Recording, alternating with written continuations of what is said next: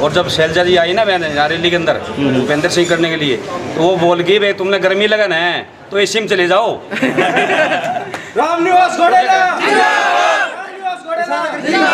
अगर indirect way पे हम लोग बात करें, कुमारी शैलजा का इशारा रामनिवास घोड़ेला की तरफ है। हाँ जी हाँ, पक्का। जो 3-4 साल पहले बीमारी आई थी बढ़िया में, वो सारी रुक गई थी। मैंने कहा मेरे बेटे को कहा बेटा दादरी काड़ी थोड़ी वो आएगी बीमारी, बोले बाबू अड़े भी आएगी। बीजेपी में बीमारी आएगी है, कुछ नहीं है। रामनिवास घोड़ेला जिंदाबाद। नमस्कार।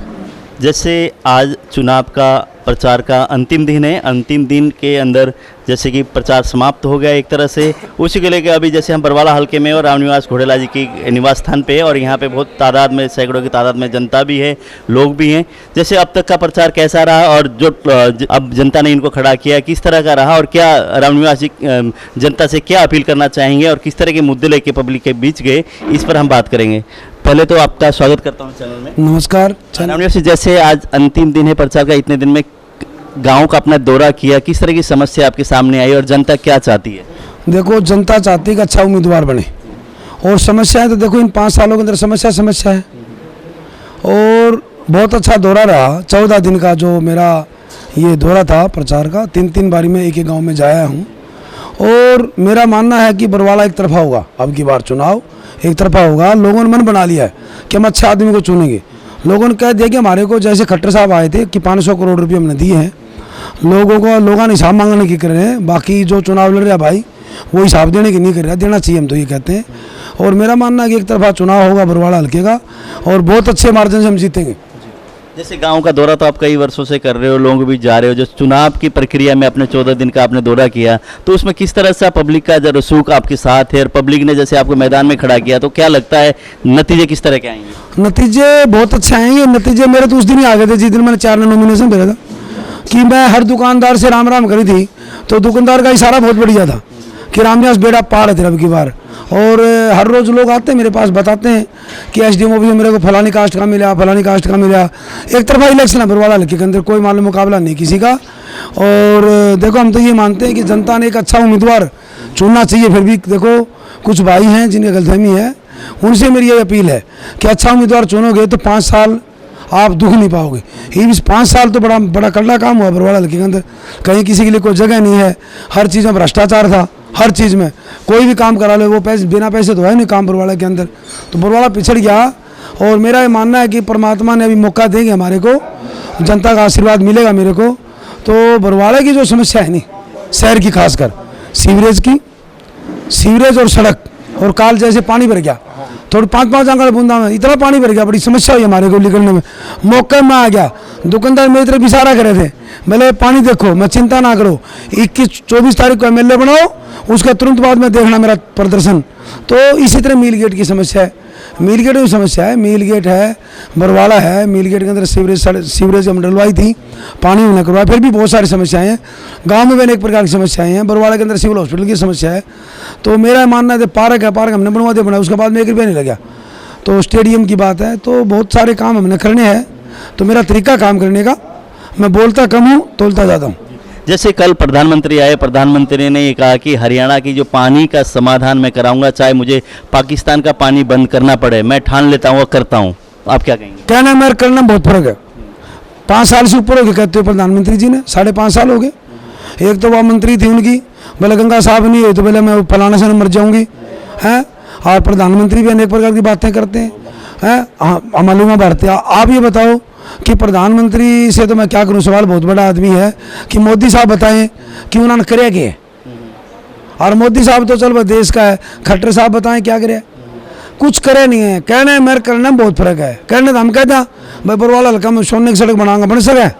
नहीं बन सकती। जैसे कल प्रधानमंत्री आए थे, कितना असर पड़ेगा? इसका असर होने वाला है नहीं? नीचे गया अगर आप पूछ लो, आप जाके बरवाला शहर में भाई सुरेंद्र, अगर आप चाहे किसी ने बुला लो, जैसे कि जोगीराम भाई ने दुष्यंत को बुलाया, भाई सुरेंद्र ने मोदी का जब जो इशार हुआ, इससे तो मान ले बहुत ग्राफ इनका डाउन गया है।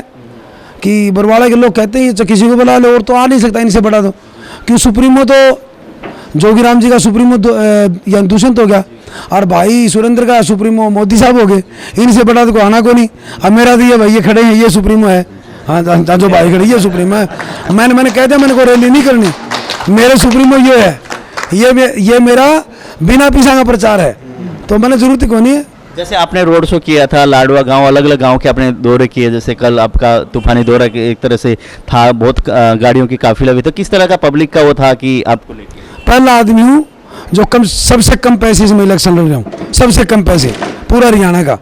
जो गाड़ियाँ थी सभी मेरे भाइयों की थी, गाड़ियाँ मेरे बुजुर्गों की थी।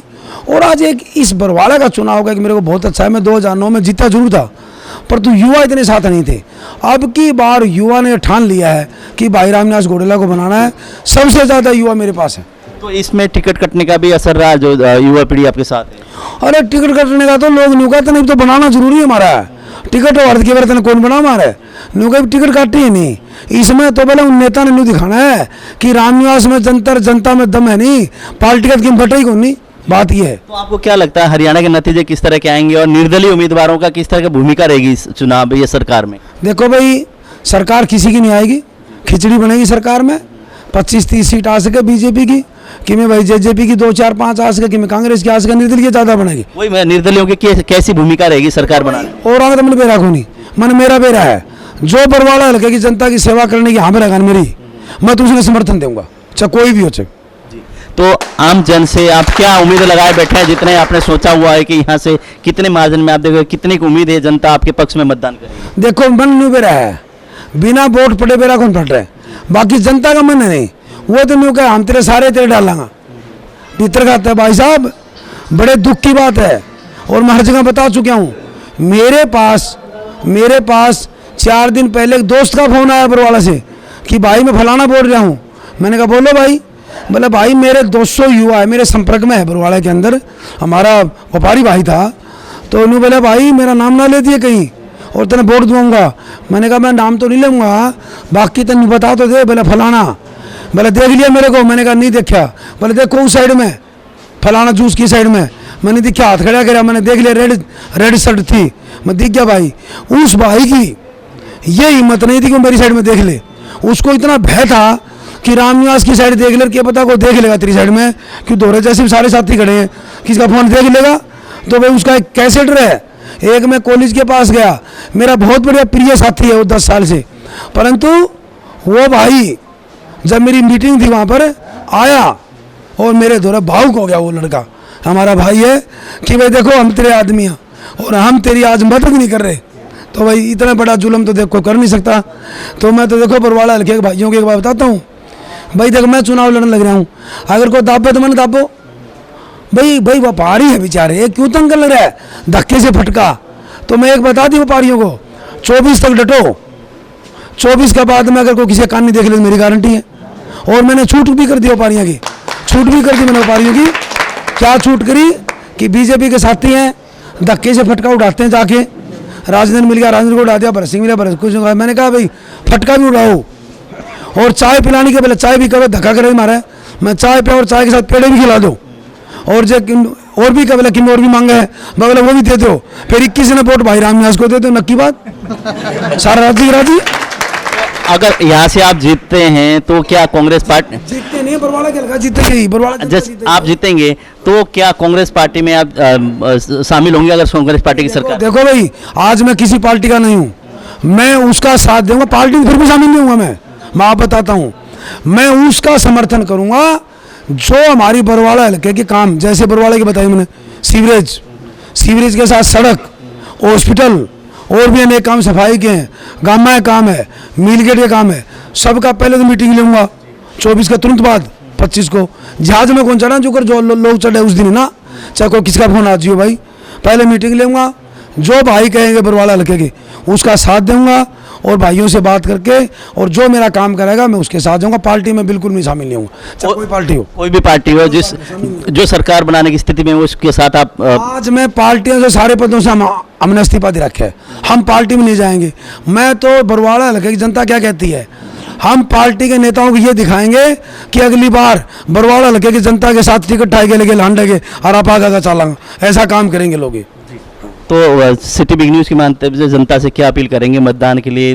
21 तारीख का मतदान, जैसे आज का दिन और कल का दिन बचा हुआ, परसों मतदान होने, उस विषय पे क्या कहेंगे? देखो भाई, ऐसे है, मेरी जनता से, बरवाला हल्के की जनता से यही अपील है, ज़्यादा ज़्यादा मतदान करें और शांतिपूर्वक मतदान करें। और जो मेरा चुनाव चिन्ह है AC का, तो मेरी यही सबसे अपील है, मेरे भाइयों और बहनों और माता और बुजुर्गों से यही अपील है कि भाई मैं आपका भाई हूँ, आपका बेटा हूँ, और इंसान देख के वोट देना चाहिए, पार्टी देख के नहीं। पार्टी कभी काम नहीं आती, मैं बार बार कहता हूँ, इंसान काम आता है।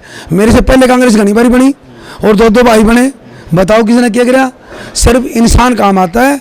ज़्यादा ज़्यादा वोटों का मत भाई रामनिवास की तरफ देके, शराफत और विकास इसकी साइड में देख के भाई को विजय बनाए। ये धन्यवाद जनता का। यही जैसे कि इन्होंने कहा कि रामनिवास घोडेला की जनता साथ है, और ये कहते हैं कि जनता की उम्मीदों पे मैं खरा उतरूंगा और जनता पब्लिक मेरे साथ है और यहाँ से मेरी सीट निकलनी सुनिश्चित है, और मैं सरकार को भी उसको समर्थन दूंगा जब बरवाला हल्के की जो मैं रखूंगा मांगे जो होंगी विकास कार्यों के लिए, जो मेरी मांग मानेगा और जो मेरे को वादा करेगा कि बरवाला के विकास के लिए योगदान देंगे, उसी पार्टी को, उसी जो सरकार बनाने वाले जो वो होंगे राजनीतिक पार्टियाँ, उनको समर्थन देंगे। और ये अपनी जीत को लेके बिल्कुल ऐसे स्वस्थ हैं कि मेरी जीत यहाँ से, जैसे बरवाला की जनता इनके साथ है, उसी हिसाब से मेरी जीत पक्की है। मेरे सहयोगी सोमिया के साथ मैं बरवाला हल्के से रमेश शर्मा।